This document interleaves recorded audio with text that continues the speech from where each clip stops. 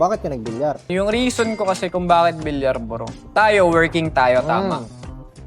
Pag working ka kasi, unang-unang iniingatan mo is yung hindi makasagabal sa trabaho mo, yung to save sports time. na kukunin mo. Tama. Andyan ang basketball, andyan ang kung ano, volleyball, pickleball, or what ngayon na sports. Badminton. Diba? Ngayon, Very, sa mga yan kasi, physical yan, pare. So, pag once na na-injury ka, maapektuhan yung trabaho mo. Ngayon, pag nagbilyar ka kasi, Wala, tayo-tayo ka lang. nakatayo ka, tanga ka na lang pag na-injury ka, Oo. pag natapilok ka, tanga ka na Natulog pa lang. ako. Nahulog ka sa hagdan.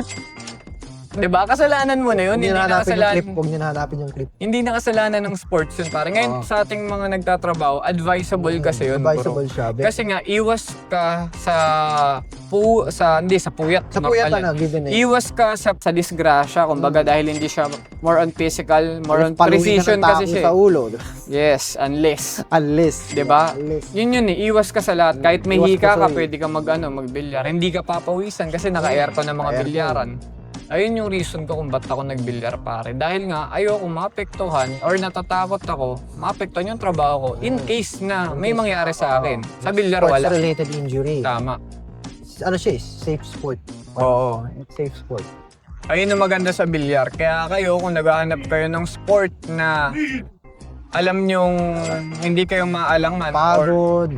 Sa pagod, Pagod. sa alam niyo yun, health concern, Yan. bilyar yung perfect para sa inyo.